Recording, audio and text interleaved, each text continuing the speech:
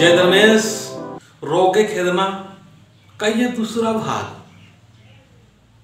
क्या रोके खेदना का कोई इतिहास है कि कब से हम लोग रोके खेदना हमारे पूर्वजों ने शुरुआत की है और कौन बताएगा इसके बारे में, क्या है, क्या इसके पीछे क्या कारण हो सकता है।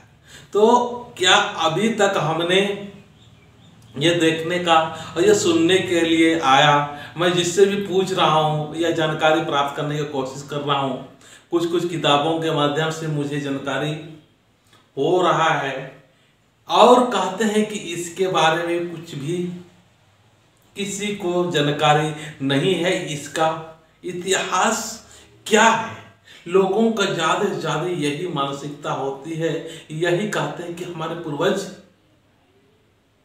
कर रहे हैं इसलिए हम कर रहे हैं। अरे कर रहे हैं यही तक हम सीमित रहेंगे, यही तक हमारा सोच रहेगा तो हमारे अंदर विशालता कहाँ आएगी। हम लोग एक तार्किक, हम लोग पढ़े लिखे और अच्छे समाज के लिए हर चीज को आज सोचना, विचारना और उसकी सही चीज को क्या करना है, हमको क्या करना है, सही चीज को करते हुए जाना चाहिए। और जो समाज की आहित करने वाले बहुत सारे हम लोग जो कर रहे हैं, चाहे जाने या अनजाने में, उस चीज को हमको क्या करना पड़ेगा, निकालना होगा। अब हम लोग निकालेंगे कैसे, अब इसको निकालने का प्रयास कौन करेंगे। हम लोग तो जो पढ़े लिखे हैं वो समाज की ओर ध्यान नहीं है, और समाज को ध्यान भी है, थोड़ा बहुत ध्यान भी है, लेकिन हम लोग गहराई में जाकर तर्क वितर्क नहीं करते हैं और छोटे और बड़े सारे से मिलके समाज में इकट्ठा हो, एक जगह बैठे, ये नहीं है। हम लोग बहुत अपने आप में एक प्रकार के अलग थलग हो गए।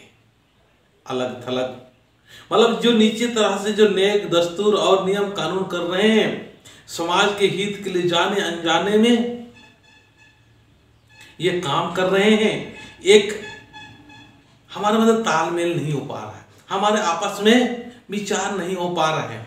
तो मैं सारे पढ़े लिखे लोगों से मैं कहना चाहूँगा, समझदार लोगों से कहना चाहूँगा कि हमारे समाज में जो भी काम हो रहा है उसके बारे में चर्चा करें, उनके बारे में विचार करें और सबको इकट्ठा संगठित करने का उपाय करें।